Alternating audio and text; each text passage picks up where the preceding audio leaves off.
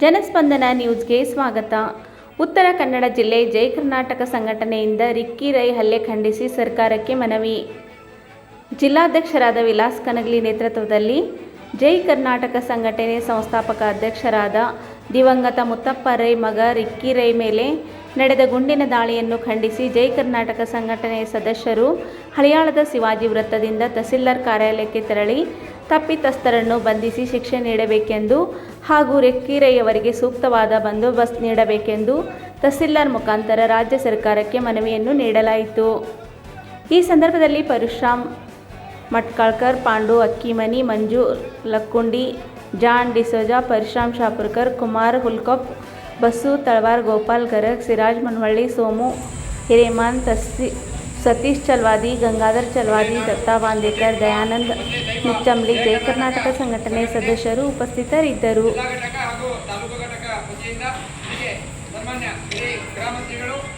ಕರ್ನಾಟಕ ಸರ್ಕಾರ ಬೆಂಗಳೂರು ಸಭೆಗಳಿಗೆ ಮಾನ್ಯ ತಹಶೀಲ್ದಾರರು ಹಳೆಯಾಳವರ ಮುಖಾಂತರ ವಿಷಯ ಜಯ ಕರ್ನಾಟಕ ಸಂಘಟನೆಯ ಸಂಸ್ಥಾಪಕ ಅಧ್ಯಕ್ಷರಾದಂತಹ ದಿವಂಗತ ಎನ್ ಮುತ್ತಪ್ಪ ರೈ ಅವರ ಪುತ್ರ ರಿಕ್ಕಿ ರೈ ಅವರ ಮೇಲೆ ಗುಂಡಿನ ದಾಳಿ ನಡೆಸಿದ ದುಷ್ಕರ್ಮಿಗಳನ್ನು ಶೀಘ್ರದಲ್ಲಿ ಬಂಧಿಸಿ ಸೂಕ್ತ ಕಾನೂನು ಕ್ರಮವನ್ನು ಜರುಗಿಸುವ ಬಗ್ಗೆ ಮಾನ್ಯರೇ, ಪ್ರಸ್ತುತ ವಿಷಯಕ್ಕೆ ಸಂಬಂಧಿಸಿದಂತೆ ಶನಿವಾರ ಬೆಳಗಿನ ಜಾವ ಸುಮಾರು 12:50ಕ್ಕೆ ಬೆಂಗಳೂರಿನ ಬಿಡದಿಯಲ್ಲಿರುವ ಜಯ ಕರ್ನಾಟಕ ಸಂಘಟನೆಯ ಸಂಸ್ಥಾಪಕ ಅಧ್ಯಕ್ಷರಾದಂತಹ ದಿವಂಗತ ಎನ್ ಮುತ್ತಪ್ಪ ರೈ ಅವರ ಮನೆಯ ಹತ್ತಿರ ಕೆಲವು ದುಷ್ಕರ್ಮಿಗಳು ಬಂದು ಎನ್ ಮುತ್ತಪ್ಪ ರೈ ಅವರ ಪುತ್ರ ರಿಕ್ಕಿ ರೈ ಅವರ ಮೇಲೆ ಗುಂಡಿನ ದಾಳಿ ನಡೆಸಿದ್ದರಿಂದ ಗಂಭೀರವಾಗಿ ಗಾಯಗೊಂಡಿದ್ದಾರೆ.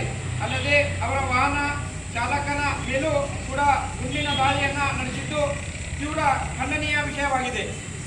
ಜಯ ಕರ್ನಾಟಕ ಸಂಸ್ಥಾಪಕ ಅಧ್ಯಕ್ಷರಾಗಿದ್ದಂತಹ ದಿವಂಗತ ಎನ್ ಮುತ್ತಪ್ಪ ರೈ ಅವರ ಕರ್ನಾಟಕ ರಾಜ್ಯಾದ್ಯಂತ ಸಂಘಟನೆಯ ಮೂಲಕ ಅನೇಕ ಸಾಮಾಜಿಕ ಸೇವೆಗಳೊಂದಿಗೆ ಕನ್ನಡ ನೆಲ, ಜಲ, ಆಸೆ, ಸಂಸ್ಕೃತಿಗಾಗಿ ಹೋರಾಟವನ್ನು ಮಾಡಿ ಪ್ರಕೃತಿಯ ವಿಕೋಪದಂತಹ ಸಂದರ್ಭದಲ್ಲಿ ಅನೇಕ ಜನರಿಗೆ ಸಹಾಯ ಮಾಡುವ ಮೂಲಕ ಸಂಘಟನೆಯ ಒಳ್ಳೆಯ ಹೆಸರು ತಂದುಕೊಡುವಂತಹ ಕೆಲಸ ಮಾಡಿದ್ದಾರೆ.